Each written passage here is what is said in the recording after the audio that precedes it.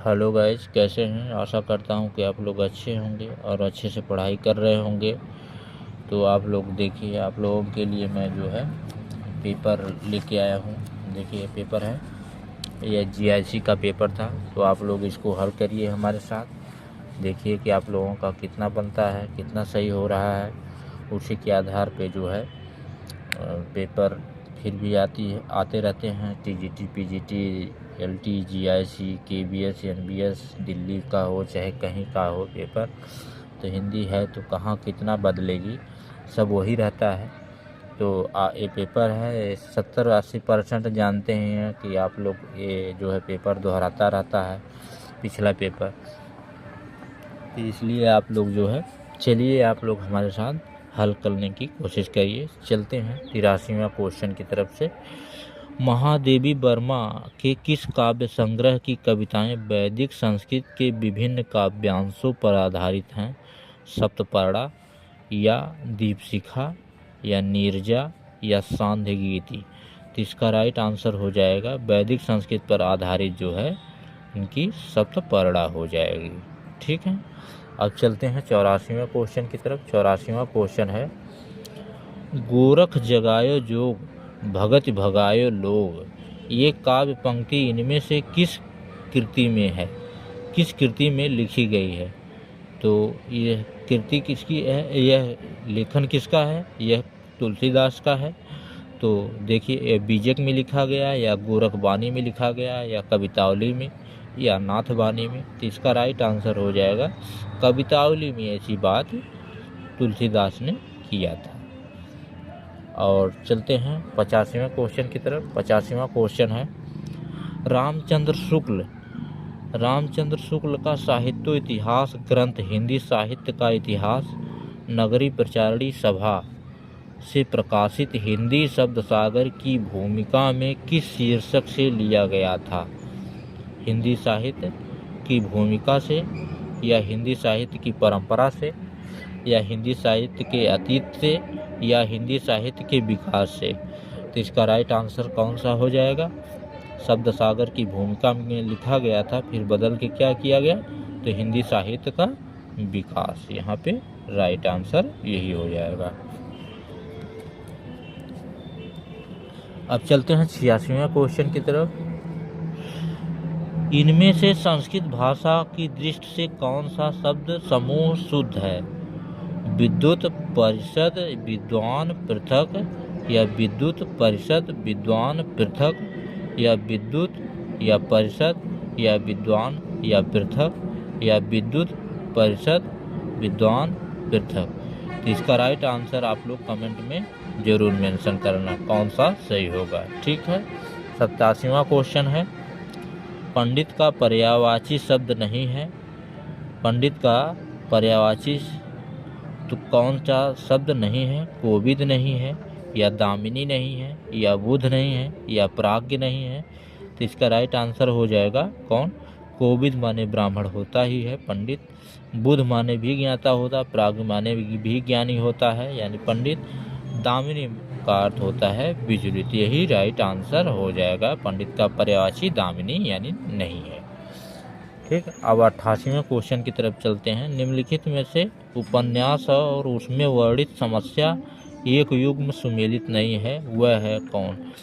कर्म भूमि अछूतोद्धार की समस्या है या कायाकल्प पारलौकिक समस्या है या सेवा सदन वेश्याओं की समस्या है या गमन दहेज और अनमेल विवाह की समस्या है? तो इसका राइट आंसर कौन सा हो जाएगा?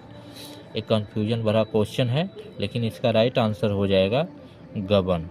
गबन जो है दहेज और अनमेल विवाह की समस्या नहीं है। ठीक है, बाकी और तीनों जो है कर्म भूमि अछूतोद्धार की समस्या है और कायाकल्प पारलौकिक समस्या है और सेवा सदन वेश्याओं की समस्या से संबंधित उपन्यास है। गबन में गबन रतन और जालपा रहते हैं, तो गहनों से संबंधित है। ठीक है, मध्यवर्गीय परिवार की गहनों की जो चॉइस होती है उससे संबंधित उपन्यास है। 89वां क्वेश्चन देखते हैं। तद्भव पत्रिका के संपादक हैं, तो हरे प्रकाश उपाध्याय या संजय सहाय या अखिलेश या ज्ञान रंजन। तो इसका राइट आंसर हो जाएगा, कौन सा हो जाएगा? तद्भव। इसका राइट आंसर हो जाएगा अखिलेश। अब चलते हैं 90वां क्वेश्चन। राजा राम मोहन राय का पत्र बंगदूत सर्वप्रथम किस सन में प्रकाशित हुआ? 1828 में या 1832 में या 1827 में या 1829 में? तो इसको आप लोग याद कर लीजिएगा। इसका राइट आंसर हो जाएगा 1829 में, क्योंकि यह क्वेश्चन बहुत बार देखा गया है। अब चलते हैं 91वें क्वेश्चन की तरफ। 91वां क्वेश्चन है, छायावाद का व्यक्ति स्वातंत्र्य सामंती मर्यादाओं के विरुद्ध बहुत बड़ा कदम था। छायावाद संबंधी यह अभिमत यानी कथन इनमें से किस आलोचक का है? रामचंद्र शुक्ल का है या नंद दुलारे वाजपेयी का है या नामवर सिंह का है या डॉक्टर नागेंद्र का है? तो इसका राइट आंसर कौन सा हो जाएगा? इसका राइट आंसर हो जाएगा यह नामवर सिंह का है कथन। एक बार हम फिर दोहरा देते हैं क्योंकि आप लोगों को याद हो जाए। छायावाद का व्यक्ति स्वातंत्र्य सामंती मर्यादाओं के विरुद्ध बहुत बड़ा कदम था। छायावाद के संबंध में यह कथन किस आलोचक का है? तो यह नामवर सिंह का हो जाएगा। चलते हैं अब 92वें क्वेश्चन की तरफ। और हाँ, आप लोग ज़रूर प्लीज़ लाइक सब्सक्राइब, जो सब्सक्राइब किए हैं वो रहने दें, और जो सब्सक्राइब नए हैं वो जो है सब्सक्राइब ज़रूर कर दें। तो 92वां क्वेश्चन है, नवगीत विधा से संबंधित काव्य कृति दर्द जहाँ नीला है के रचनाकार हैं वीरेंद्र मित्र हैं या कुंवर बेचैन हैं या राविंद्र भ्रमर हैं या शंभुनाथ सिंह हैं? तो इसका राइट आंसर कौन सा हो जाएगा? इसका राइट आंसर हो जाएगा शंभुनाथ सिंह।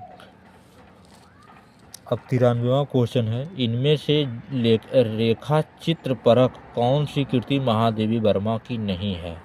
बोलती प्रतिमा है या अतीत के चलचित्र हैं, स्मृति की रेखाएं हैं या मेरा परिवार है? इसका राइट आंसर कौन सा हो जाएगा? इसका राइट आंसर जो है स्मृति की रेखाएं महादेवी वर्मा की हैं, अतीत के चलचित्र भी हैं, मेरा परिवार भी है। इसका राइट आंसर जो हो जाएगा बोलती प्रतिमा जो है श्री राम शर्मा की हो जाएगी।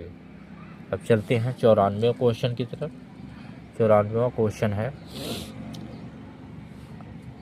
अमी हलाहल मद भरे श्वेत श्याम रतनार जियत मरत झुक परत जेह चितवत एक बार। यह रसलीन द्वारा किस दोहा, रसलीन द्वारा यानी रसलीन ने किस में लिखा है? कौन सी रचना में लिखे हैं? किस रचना में यह संग्रहित है? रस प्रबोध में है या अंग दर्पण में है या रस प्रबोध और अंग दर्पण दोनों में है या इनमें से कोई नहीं? तो इसका राइट आंसर हो जाएगा अंग दर्पण। अब चलते हैं 95वें क्वेश्चन की तरफ।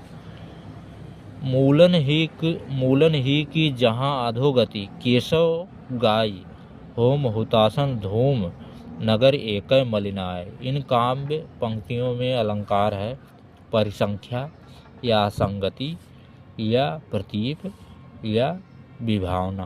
तो इसका राइट आंसर कौन सा हो जाएगा? इसका राइट आंसर परिसंख्या हो जाएगा, क्योंकि संख्या के अनुसार है। ठीक है, यहाँ तक वीडियो देखने के लिए आप लोगों का बहुत बहुत धन्यवाद, और आप लोग लाइक सब्सक्राइब प्लीज़ कर दिया करो। ठीक है।